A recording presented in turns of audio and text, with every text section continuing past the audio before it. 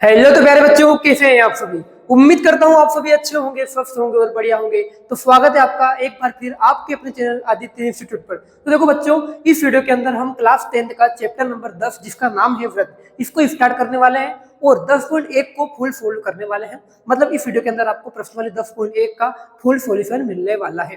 तो आपको वीडियो को स्टार्ट से लेके एंड तक देखना है, क्योंकि मेरे आपसे क्या है, गारंटी है अगर आप वीडियो को पूरा देखते हो ना तो मेरी गारंटी है कि आपको सारी चीजें बिल्कुल अच्छे से अच्छे समझ में आएंगी। बिल्कुल एक एक पॉइंट से बेसिक से आपको जीरो से हीरो बनाने वाला हूँ। लेकिन करना क्या है, आपको वीडियो को पूरा देखना है। तो करते हैं बिना रुके स्टार्ट। देखो, सबसे पहले मैंने बताया था कि जब किसी चैप्टर को पढ़ते हैं ना तो उसके नाम का मतलब समझना है। देखो, नाम क्या लिखा हुआ है, व्रत।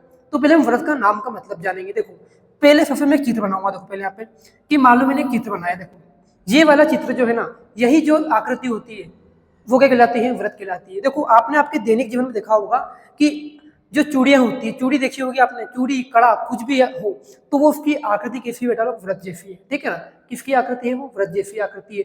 कोई साइकिल का पहिया है, वो भी क्या है हमारे पास, एक व्रत का एग्जाम्पल।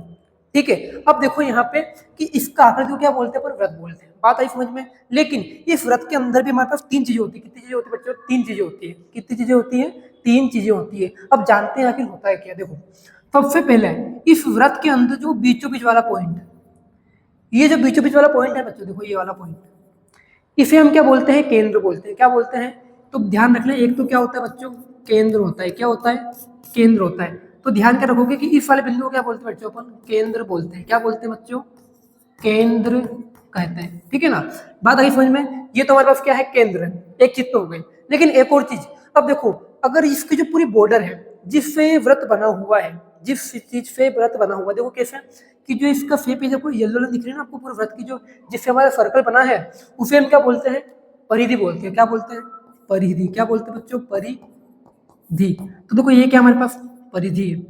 अब एक और बात ध्यान के रखनी है कि केंद्र से जो परिधि होती है उसके बीच की दूरी क्या कहलाती है, त्रिज्या कहलाती है। देखो, दो चीजें तो हो गई, केंद्र क्या, बीचों बीच वाला पॉइंट क्या कहलाता है, केंद्र कहलाता है। ठीक है, और जिससे हमारा व्रत बना हुआ है, आसपास की बॉर्डर जो बाहर की बाउंड्री होती है ना, वो हमारी क्या कहलाती है, परिधि कहलाती है। और इस केंद्र की मतलब बीचों बीच वाले पॉइंट की और बाहर बाहर वाला पॉइंट कौन सा होता है, परिधि। इन दोनों के बीच की दूरी क्या कहलाती है, त्रिज्या कहलाती है। मान लो कैसे, मान लो अगर मैं इस बिंदु को इससे मिला दूं तो ये दूरी जो आई है ना, वो हमारी क्या कहलाती है, व्रत की त्रिज्या कहलाती है। क्या कहलाती है, त्रिज्या। और ध्यान क्या रखना आपको, ये क्या कहलाती है बच्चों, त्रिज्या। क्या लिख दूंगा इसको यहाँ पे, ये जो दूरी है क्या हमारे पास, त्रिज्या है। और ध्यान ये रखना है कि त्रिज्या को हम किससे प्रेजेंट करते हैं, आर से प्रेजेंट करते हैं। किससे प्रेजेंट करते हैं, आर से प्रेजेंट करते हैं। अब ध्यान के रखोगे, देखो एक और चीज आती है इसके अंदर, ये त्रिज्या का डबल होता है, वो क्या होता है, व्यास होता है। देखो, अगर इसमें इस त्रिज्या को बिल्कुल ऐसे इस पॉइंट से मिलाने के बावजूद इसको थोड़ा सा और आगे बढ़ा के भी इस जगह मिला दूं, तो देखो यहाँ से लेके यहाँ तक जो पूरी रेखा ये ना, वो हमारे क्या कहलाता है, व्यास कहलाता है। क्या कहलाता है, व्यास। क्या कहलाता है, व्यास। तो हमने क्या पढ़ा बच्चों, सबसे पहले जो बीचों बीच वाला पॉइंट होता है उसे हम क्या बोलते हैं, केंद्र बोलते हैं। ठीक है, जो आसपास की बॉर्डर है उसे हम क्या बोलते हैं, परिधि। और केंद्र और बॉर्डर के बीच की दूरी कहलाती है, त्रिज्या। और अगर मैं दो त्रिज्या ले लूं, देखो हमने एक त्रिज्या इधर ये ली और एक त्रिज्या ये ली, तो उनसे क्या निर्माण होता है, व्यास का निर्माण होता है। किसका निर्माण होता है, व्यास का। चार चीजें आई के नहीं समझ में आपको। उसके बाद देखो क्या आता है इसके चैप्टर के अंदर। देखो यहाँ पे आपको तीन प्रकार की डायग्राम दिख रहा है आपको बोर्ड के ऊपर। देखो, तीन प्रकार के क्या है, चित्र है। तो इन तीनों प्रकार का चित्र अच्छे से समझना है कि इनका मतलब आखिर होता है क्या। ठीक है, देखो कि यहाँ पे तीन चित्र लिखे हुए हैं, उन तीनों चित्र के नीचे में लिख रखा है अप्रतिच्छेदी रेखाएं, छेदक रेखाएं और क्या है, स्पर्श रेखाएं। देखो यहाँ पे इस चित्र के अंदर इन तीनों चित्र के अंदर दो चीज कॉमन है, एक तो क्या है, व्रत बना हुआ है और एक और रेखा बनी हुई है। लेकिन इस पहले चित्र में ये व्रत और रेखा दोनों आपस में क्या है, दूर दूर है। मतलब दोनों आपस में क्या है, दूर दूर है। मतलब दोनों में कोई फासला है क्या, मतलब दोनों में कितनी है, दूरी है। क्योंकि व्रत इधर है और वो दूरी किधर है, इधर है। मतलब बात समझना कि ये व्रत तुम्हारा इधर है और जो रेखा है वो उधर जा रही है। मतलब दोनों आपस में टच कर रहे हैं क्या, नहीं कर रहे हैं। क्या कर रहे हैं, नहीं कर रहे हैं। तो यहाँ पे ये रेखा जो कहलाएगी ना, वो कौन सी रेखा कहलाती है, अप्रतिच्छेदी रेखा कहलाती है। मतलब जो रेखा व्रत को ना टच करे, ना छुए, ना ही प्रतिच्छेद करे, वो कौन सी कहलाती है, अप्रतिच्छेदी रेखा कहलाती है। लेकिन इसकी बजाय अगर मान लो कोई रेखा जा रही है, ठीक है, वो व्रत के अंदर से जा रही है, मतलब कि व्रत को चीर के जा रही है, व्रत को कट करते हुए जा रही है, तो उसे हम क्या बोलते हैं, छेदक रेखा बोलते हैं बच्चों। क्या बोलते हैं, छेदक रेखा बोलते हैं। बात आई समझ में आपको। सबसे पहले जो रेखा वृत्त के दूर से चल जाती है, ना कि वृत्त को छुए, बिना वृत्त छुए चल जाती है, कौन सी कहलाती है, अप्रतिच्छेदी रेखा है। और जो इसको काट कर जाती है, कौन सी कहलाती है, छेदक रेखा। और एक और चीज कि जो रेखा इस वृत्त को केवल टच करके जाती है, ध्यान रखना है। एक तो क्या होता है काटना, कि वृत्त को काट के जा रही है तो कौन सी कहलाएगी, छेदक रेखा। और जो केवल टच करके जा रही है, कौन सी कहलाएगी, स्पर्श रेखा। एक चीज तो दोनों में आपको डिफरेंस नजर आ रहा होगा कि ये इसे टच कर रही है ओनली, और ये क्या कर रही है, काट रही है। लेकिन टच तो ये भी कर रही होगी। अब फर्क क्या है, क्योंकि इसमें केवल एक बिंदु पे क्या होता है, टच होता है। देखो यहाँ पे कि यहाँ पे केवल इस बिंदु पे क्या हो रहा है, टच हो रहा है। लेकिन इसके अंदर एक इस बिंदु पे क्या हो रहा है, टच हो रहा है, और एक इस बिंदु पे क्या हो रहा है, टच हो रहा है। मतलब हमने क्या जाना कि स्पर्श रेखा क्या करती है, केवल छूती है, काटती नहीं है, केवल दो एक बिंदु पे, ठीक है। और छेदक रेखा क्या होती है, दो बिंदु पे क्या करती है, टच करती है। देखो मैं लिख रखा है कि वृत्त की स्पर्श रेखा, देखो इसी वृत्त की स्पर्श रेखा वह रेखा है जो वृत्त को केवल एक बिंदु पर प्रतिच्छेद करती है। मतलब क्या कि जो स्पर्श रेखा होती है ना, वो केवल एक बिंदु पे क्या करती है, टच करती है। क्या करती है, एक बिंदु पर क्या करती है, प्रतिच्छेद करती है। इसे हम प्रतिच्छेद भी बोल सकते हैं और टच भी बोल सकते हैं या स्पर्श भी बोल सकते हैं। लेकिन केवल किस पे, एक पर। अगर जो केवल एक पर टच हो या एक पर प्रतिच्छेद हो, कौन सी कहलाती है, स्पर्श। और जो दो बिंदु पे काटे वो कौन सी कहलाती है, छेदक रेखा। और जो काटे ही नहीं, कौन सी कहलाती है, अप्रतिच्छेदी रेखा कहलाती है। बच्चों इसके बाद हमारे पास देखो एक और पॉइंट आता है। देखो क्या लिखता है कि वृत्त के किसी बिंदु पर स्पर्श रेखा स्पर्श बिंदु से जाने वाली त्रिज्या पर क्या होती है, लंब होती है। मतलब समझो कि एक तो क्या है, स्पर्श रेखा, हमने पहले वृत्त बना दिया, उसके बाद जो रेखा दीजिए देखो जा रही है, वो कौन सी रेखा है, स्पर्श रेखा है। देखो पेन देखना आप मेरा, कि ये वाली रेखा जो आपको दिख रही है ना बेटा लोग, ये कौन सी रेखा है, स्पर्श रेखा है। क्या है, स्पर्श रेखा क्यों है, क्योंकि वृत्त को टच कर रही है, ठीक है। और स्पर्श बिंदु से जाने वाली, देखो स्पर्श बिंदु कौन सा होता है, ये वाला, जहां पे ये वृत्त को क्या कर रही है, टच कर रही है, वो कौन सा बिंदु है, स्पर्श बिंदु है। स्पर्श बिंदु से जाने वाली त्रिज्या, अब देखो त्रिज्या कौन सी जा रही है, ऊपर जा रही है, देखो ये वाली। इस स्पर्श बिंदु से जाने वाली त्रिज्या पर क्या होती है, लंब होती है। कौन लंब होती है, स्पर्श रेखा। मतलब एक तो ये वाली रेखा और ये वाली रेखा दोनों आपस में क्या होती है, लंब होती है। मतलब क्या है, अब लंब का मतलब क्या होता है, इनके बीच का कोण कितना होना चाहिए, 90 होता है। कितना होता है, 90। क्योंकि लंब का मतलब ही क्या होता है कि इन दोनों के बीच का कोण कितना रहेगा, यहाँ पे 90 रहेगा। कितना रहेगा, 90 रहेगा। आपस में क्या होती है, दोनों लंबवत होती है। कौन कौन, एक तो ये त्रिज्या, एक और कौन सी है, स्पर्श रेखा, दोनों आपस में लंबवत होती है। मतलब इनके बीच का एंगल जो होता है वो कितना होता है, 90 डिग्री होता है।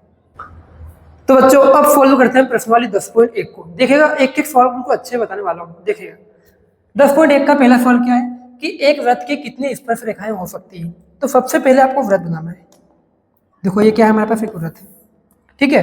एक वृत्त की कितनी स्पर्श रेखाएं हो सकती है। स्पर्श रेखा मतलब क्या होता है, जो उसे टच करके जाए, ठीक है। कहाँ से, ओनली बाहर से। तो देखो अगर मैं ऐसी रेखा खींच दूं, यहाँ पे देखना कि अगर मैं इसको ऐसी एक रेखा खींच दूं तो ये भी क्या है, एक स्पर्श रेखा है।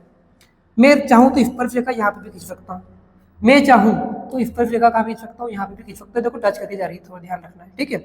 मैं चाहूँ ना तो स्पर्श रेखा यहाँ पे भी खींच सकता हूँ, मैं चाहूँ तो स्पर्श रेखा ऐसे भी खींच सकता हूँ, मैं चाहूँ तो स्पर्श रेखा ऐसे भी खींच सकता हूँ, मैं चाहूँ तो स्पर्श रेखा ऐसे भी खींच सकता हूँ। मतलब मेरी मर्जी पड़े मैं उतनी स्पर्श रेखा यहाँ पे कर सकता हूँ, खींच सकता हूँ। मतलब इसकी कोई लिमिट नहीं है। क्योंकि यहाँ पे कहना कितने बिंदु है, क्योंकि वृत्त का जो पूरा सर्कल होता है ना, उसमें कहना कितने बिंदु हैं जहां से मैं नई नई स्पर्श रेखाएं बना सकता हूँ। देखो देखो मैं यहाँ पे भी एक और स्पर्श रेखा खींच सकता हूँ, मैं यहाँ पे भी एक और स्पर्श रेखा खींच सकता हूँ। मतलब कोई लिमिट है क्या, नहीं है। मतलब अगर जिसकी लिमिट नहीं होती है उसका मतलब क्या है, वो अनंत है। वो क्या है, अनंत है। तो आंसर क्या आएगा, देखो यहाँ पे कि एक वृत्त की कितनी स्पर्श रेखा हो सकती है, अनंत हो सकती है। क्यों हो सकती है, क्योंकि मैं जितनी चाहूँ उतनी स्पर्श रेखा यहाँ पे खींच सकता हूँ। तो क्या आ जाएगा आंसर इसका, अनंत आ जाएगा, ठीक है। रिक्त स्थानों की पूर्ति कीजिए। किसी वृत्त की स्पर्श रेखा उसे रिक्त स्थान बिंदुओं पर प्रतिच्छेद करती। देखो क्या बोला है कि किसी वृत्त की स्पर्श रेखा उसे रिक्त स्थान बिंदुओं पर प्रतिच्छेद करती है। बात किसी कर रहा हूं मैं वृत्त और स्पर्श रेखा की। तो क्या कराना है आपको, पहले स्पर्श रेखा बनानी। देखो स्पर्श रेखा, ये क्या है, स्पर्श रेखा है। आपको पता है हमने परिभाषा के अंदर पढ़ा था कि जो वृत्त की स्पर्श रेखा होती है ना, वो वृत्त को केवल एक बिंदु पे क्या करती है, प्रतिच्छेद करती है। कितने बिंदु पे करती है, एक बिंदु पे। तो इसमें आंसर कितना आएगा बच्चों, एक आएगा। क्या आएगा, एक आएगा, ठीक है ना। एक और देखते हैं कि वृत्त को दो बिंदुओं पर प्रतिच्छेद करने वाली रेखा क्या कहते हैं, रिक्त स्थान कहते हैं। देखो जो केवल एक बिंदु पे प्रतिच्छेद करेगी, एक बिंदु पे प्रतिच्छेद करेगी, वो तो कौन सी कहलाएगी अपने पास स्पर्श रेखा। लेकिन जो वृत्त को काट के जाती है, मतलब वृत्त के अंदर से जाती है, मतलब दो बिंदु क्या करती है, टच करती है या फिर प्रतिच्छेद करती है, वो कौन सी कहलाती है, छेदक रेखा कहलाती है। कौन सी कहलाती है, छेदक रेखा। मैंने आपको बताया था बेसिक के अंदर, याद है ना, छेदक रेखा कहलाती है, छेदक रेखा। एक और देखो कि एक वृत्त की रिक्त स्थान समांतर स्पर्श रेखाएं हो सकती है। तो पहले आपको समांतर का मतलब समझना है कि समांतर का मतलब क्या होता है। देखो समांतर मतलब क्या है कि जो आपस में कभी भी नहीं मिले, लेकिन किसकी बात कर रहा हूं मैं, स्पर्श रेखा। किसकी, वो समांतर भी हो लेकिन क्या हो, स्पर्श भी हो। तो देखो एक लाइन खींचता हूँ पहले मैं, यहाँ पे एक स्पर्श रेखा बनाते हैं। देखो वृत्त तो बन गया अपना, एक स्पर्श रेखा ऐसे जा रही है, ठीक है। अब मैं एक और लाइन खींचता हूँ, देखो स्पर्श रेखा की, ये स्पर्श रेखा को जा रही है, ये थोड़ी समांतर नहीं होगी लेकिन मानना है, ठीक है, कि एक रेखा पे जा रही है, एक रेखा पे जा रही है। देखो ये दोनों रेखाएं जा रही है, ये दोनों क्या है बेटा लोग, स्पर्श रेखाएं। ये दोनों आपस में क्या है, समांतर भी है। अब समांतर क्यों है, क्योंकि इन दोनों को मैं कितना ही आगे बढ़ूं और कितना ही पीछे बढ़ूं, ये आपस में कभी भी नहीं मिलेगी, ठीक है। वो दोनों एक सीध में जा रही है, मतलब क्या है, समांतर है। और स्पर्श भी क्यों है, क्योंकि वृत्त को टच कर रही है। तो ऐसे केवल कितनी रेखाएं हो सकती है, दो रेखाएं हो सकती है। अब मैं इन दो के अलावा तीसरी स्पर्श समांतर रेखा नहीं खींच सकता। देखो अगर बच्चे बोलेंगे कि सर आप एक रेखा ऐसे खींच दो, तो ये स्पर्श तो करेगी लेकिन ये समांतर नहीं है। क्यों नहीं है, क्योंकि आपस में बिल्कुल सीध में जानी चाहिए। और इस देखो ये बिल्कुल एंगल ही अलग जा रहा है, ये दोनों सीध में जा रही है। मतलब केवल और केवल दो रेखाएं ऐसी होती है जो समांतर भी होती है और क्या होती है, स्पर्श भी होती है। अब बच्चे बोलेंगे सर कि हम बीच में भी खींच सकते हैं, लेकिन आपको बीच में नहीं खींचना है, क्योंकि बात किसकी कर रहा हूँ कि जो क्वेश्चन में बोला क्या है, वो समांतर के साथ क्या होनी चाहिए, स्पर्श रेखा होनी चाहिए। क्या होनी चाहिए, स्पर्श रेखा। तो ये बीच वाली रेखा जो होती है ना, वो स्पर्श रेखा नहीं होती है, वो कौन सी रेखा होती है, छेदक रेखा होती है। तो केवल और केवल कितनी रेखाएं समांतर होती है, दो रेखाएं होती है, और जो कौन सी कहलाती है, स्पर्श रेखाएं कहलाती है। तो इसमें आंसर कितना आएगा बच्चों, 2 आएगा। वृत्त तथा उसके स्पर्श रेखा के उभयनिष्ठ बिंदु को देखो, अगला क्वेश्चन क्या है कि वृत्त तथा इसकी स्पर्श रेखा के उभयनिष्ठ बिंदु को रिक्त स्थान कहते हैं। देखो वृत्त बोला है, और वृत्त का मतलब क्या है, देखो डायग्राम बना हुआ है। स्पर्श रेखा बोला है, ये स्पर्श रेखा की थी। तो इनका उभयनिष्ठ बिंदु, उभयनिष्ठ बिंदु मतलब क्या होता है, जहां पे दोनों क्या करें, टच करें। देखो इस बिंदु पे दोनों क्या करती है, एक दूसरे को टच करती है। तो इस बिंदु को क्या कहते हैं अपन, रेखा कौन सी है, स्पर्श रेखा है। तो इसका बिंदु कौन सा कहलाएगा, स्पर्श बिंदु कहलाएगा। तो इसमें आपका आंसर क्या लिखना है बेटा लोग, स्पर्श बिंदु। क्या कहलाएगा आपका, स्पर्श बिंदु, ठीक है। जिसका क्या आंसर कंप्लीट होता है। अगला क्वेश्चन देखना है आपको। देखो सबसे इंपॉर्टेंट क्वेश्चन इसका यही है, 10.1 का ऑब्जेक्टिव में पूछ सकता है। देखो कि 5 सेमी त्रिज्या वाले एक वृत्त के बिंदु P पर, देखो सबसे पहले कुछ वृत्त बनाना है। ये वृत्त बन गया भाई साहब, ठीक है, कि 5 सेमी त्रिज्या, जो वृत्त की त्रिज्या कितनी भाई साहब, कितनी है, 5 है। देखना आप यहाँ पे कि ये तो क्या होता है, अपना केंद्र होता है। ये तो क्या अपना केंद्र है। अब केंद्र से नीचे ये आ रही है क्या बेटा लोग, त्रिज्या है। क्या है, त्रिज्या है। लेकिन त्रिज्या कितनी है, देखो यहाँ पे 5 है। क्या है बच्चों, 5 है। 5 सेमी त्रिज्या वाले एक वृत्त के बिंदु P पर, देखो बिंदु P पर स्पर्श रेखा, स्पर्श रेखा क्या बोला है, PQ, केंद्र O से, देखो स्पर्श रेखा का नाम क्या बेटा, PQ है। मतलब बिंदु P कहाँ पे आएगा अपना, यहाँ पे आएगा। और इस स्पर्श रेखा यहाँ से स्टार्ट होती है, कहाँ से स्टार्ट होती है, और यहाँ पे किधर कहाँ होती है, खत्म होती है। इसका नाम देता हूँ मैं, कितना है, Q है, क्योंकि बोला क्या है, PQ, ठीक है। केंद्र O से जाने वाले, मतलब ये केंद्र क्या है अपना, इस केंद्र का नाम क्या रहेगा, O रहेगा। केंद्र O से जाने वाली एक रेखा से बिंदु Q पर इस प्रकार मिलती है। मतलब केंद्र O से जाने वाले एक रेखा Q से, मतलब इस ये O जो है ना, वो Q से इस प्रकार मिलती है कि OQ, मतलब OQ बराबर कितना है, 12 है। मतलब O से लेके Q तक कितना है, देखो 12।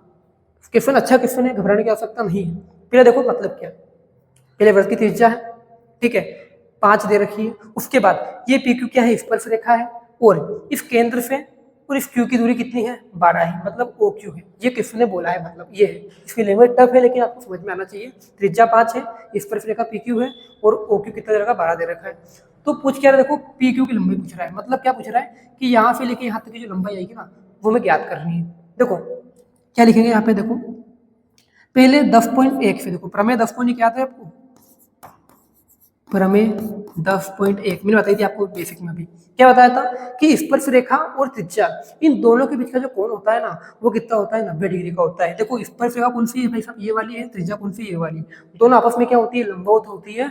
इन दोनों एक दूसरे में क्या होती है, लंब होती है। मतलब क्या है, इनके बीच का जो एंगल आएगा, मतलब ये वाला कोण, ये कितना रहेगा यहाँ पे, 90 डिग्री रहेगा। देखो ये क्या है यहाँ पे, आप समकोण त्रिभुज है क्या, समकोण त्रिभुज है क्या, है। क्योंकि समकोण त्रिभुज क्या कहलाता है, जिसके अंदर एक कोण क्या रहता है, 90 डिग्री का रहता है। बात समझना, अगर नहीं आता है तो सीखना है। और समकोण त्रिभुज के अंदर सबसे बड़ी भुजा क्या कहलाती है, कर्ण कहलाती है। देखो ऑब्जेक्टिवली दिख रहा है यहाँ पे कि कॉमन सेंस है। देखो यहाँ पे कि ये वाली रेखा जो है सबसे बड़ी रेखा है, देखो दिख रही है, वो क्यों, तो सबसे बड़ी रेखा क्या कहते हैं अपन, कर्ण बोलते हैं बच्चों। क्या बोलते हैं, कर्ण बोलते हैं। तो ध्यान का रखना है बेटा आपको कि कर्ण का स्क्वायर बराबर क्या होता है, आधार का स्क्वायर प्लस लंब का स्क्वायर। देखो अब यहाँ कर्ण मतलब क्या है कि 90 डिग्री के सामने वाली भुजा। देखो ओ क्यों कितना दे रखा है, ये क्या है अपना कर्ण है। कितनी भुजा है इसकी, 12 है। तो कितना लिख दूँ बच्चों, यहाँ पे 12 लिख दूंगा। कितना लिख दूंगा मैं, 12 का स्क्वायर। अब देखो आधार, आधार मतलब क्या बच्चों, पी क्यू है। कितना है, पी क्यू। तो यहाँ पे कितना जाएगा, पी क्यू, क्योंकि इसका मान तो मैं निकालना है। अब यहाँ मान लगा रहा हूँ, कुछ भी नहीं कर रहा हूँ। वो बात करता हूँ लंब की। तो देखो लंब मतलब क्या होता है, जो सीधी भुजा है वो कितनी, यहाँ पे 5 है। तो लंब की जगह कितना आ जाएगा, 5 का स्क्वायर। अब देखो 12 का स्क्वायर कितना होता है, 144 बराबर पी क्यू का स्क्वायर। और 5 का स्क्वायर कितना होता है बच्चों, 25 होता है। ठीक है, अब ये 25 इधर का है, प्लस का है, उधर जाएगा एक हो जाएगा, माइनस का हो जाएगा। तो लगा दो यहाँ पे। देखो अगर जैसे ही ये 25 इधर आएगा, कहीं का हो जाएगा बच्चों, माइनस का हो जाएगा। ठीक है, तो 144 माइनस कितना हो जाएगा, 25 बराबर कितना आ जाएगा, पी क्यू स्क्वायर। अब देखो 144 के अंदर से 25 जाएगा, कितना बचेगा, 119 बराबर कितना आ गया, पी क्यू स्क्वायर। देखो मेरे को क्वेश्चन के अंदर पूछ क्या रहा था कि मुझे पी क्यू की वैल्यू निकालनी है। किसका मान निकालना है, पी क्यू का मान निकालना है। किसका, पी क्यू का। लेकिन यहाँ पे पी क्यू स्क्वायर मान कितना आता है, 119 आता है। अब ध्यान का रखना है कि जब संख्या गुणा की उधर जाती है तो कायम हो जाती है, भाग में भाग वाली किस्म हो जाती है, गुणा में प्लस वाली किस्म होती है माइनस में, और माइनस वाली भाग में, माइनस वाली प्लस में। वैसे ही जो स्क्वायर होता है उधर किस में चेंज होता है, वर्गमूल में चेंज हो जाता है, मतलब रूट में चेंज हो जाता है। अब जैसे ये स्क्वायर जो है ना बच्चों, यहाँ पे अगर इधर जाएगा तो काई में परिवर्तित हो जाएगा रूट में। तो रूट में कितना आ जाएगा यहाँ पे 119, इधर कितना आ जाएगा, पी क्यू बच जाएगा। तो यहाँ पे हमारे पी क्यू की वैल्यू कितनी आएगी, 119 सेमी। कितनी आएगी, 119 सेमी। और जो ऑप्शन में क्या है हमारे पास, डी वाला ऑप्शन क्या रहेगा यहाँ पे, राइट आंसर होने वाला है। ठीक है, अब देखते हैं अगला क्वेश्चन कि एक वृत्त खींचिए। देखो पहले वृत्त खींचते थे अपन, जो किसी ने बोलेगा ना हमें वही करना है। एक वृत्त खींच दिया भाई साहब, खींच दिया। और एक दी गई रेखा के समांतर, देखो एक दी गई रेखा के समांतर दो ऐसी रेखाएं खींची। मतलब दी गई रेखा मान लो इसके अंदर बीच में रेखा खींचता हूँ। देखो पहले वृत्त खींच दिया, उसके बाद इसमें एक रेखा खींच दूंगा। ठीक है, ये रेखा खींची मैंने। दी गई रेखा के समांतर, कोई भी रेखा मैंने बना दी, इसके समांतर कितनी रेखा खींचनी है, इसके समांतर कितनी खींचनी है, 2 रेखा खींचनी है। कितने खींचनी है, समांतर 2 ऐसी रेखाएं खींची है कि उनमें से एक स्पर्श रेखा हो तथा दूसरी क्या हो, छेदक रेखा हो। मतलब हमने पहले मन से एक रेखा खींची थी, उसके बाद इसके समांतर में 2 रेखा खींचनी है, जिसमें से एक तो क्या होनी चाहिए, स्पर्श रेखा, एक और क्या होनी चाहिए, देखो यहाँ पे एक और क्या बोला है, छेदक रेखा बोला है। क्या बोला है, एक तो क्या बोला है, स्पर्श रेखा, एक और क्या है, छेदक रेखा। इस रेखा के समांतर खींचना है। देखो अगर मैं चाहूं तो यहाँ पे ऐसा खींच सकता हूँ इसको, क्या देखो ये वाली रेखा, ये वाली रेखा दोनों आपस में क्या है, समांतर तो है। ये वाली रेखा इसके समांतर है नहीं, ये भी क्या है, स्पर्श रेखा है। तो स्पर्श रेखा कौन सी कहलाएगी बच्चों, ये वाली क्या है हमारे पास, स्पर्श रेखा। लेकिन ये तो पहली रेखा हुई, हमें खींचनी कितनी है, 2। स्पर्श खींच दी, बाकी कौन सी रहेगी, छेदक रेखा। स्पर्श का मतलब क्या होता है, केवल एक बिंदु पर टच करें। देखो एक बिंदु पर टच कर रही है। अब बात करता हूं मैं इसके ऊपर, छेदक रेखा के ऊपर, दूसरी वाली के ऊपर। अब छेदक का मतलब क्या होता है, जो वृत्त को दो भागों में क्या करे, डिवाइड करे, मतलब क्या, टच करे। तो देखो ये वाली रेखा क्या है, समांतर भी है, इस रेखा के क्या है, समांतर भी है, लेकिन ये स्पर्श नहीं है, ये ओनली छेदक है। देखो क्यों, क्योंकि यहाँ पे ये यहाँ पे एक बिंदु पे टच नहीं कर रही है, 2 बिंदु पे क्या कर रही है, प्रतिच्छेद कर रही है। तो एक तो ये वाला नहीं, एक कौन सा, ये वाला। तो ये कौन सी कहलाएगी, छेदक रेखा, और ऊपर वाली क्या कहलाएगी, ओनली स्पर्श रेखा। तो इसी के साथ देखो बच्चों, हमारा ये चैप्टर क्या होता है, यहाँ पे खल्लास होता है। अगर वीडियो अच्छी लगी हो तो, और वीडियो को पसंद करा है आपने, तो आपको वीडियो क्या करना है, लाइक करना है, सब्सक्राइब करना है। और अभी तक आप वीडियो में अपने कमेंट नहीं किया है ना, तो कमेंट करना है, क्योंकि कमेंट से हमें क्या मिलता है, बहुत बड़ा मोटिवेशन मिलता है।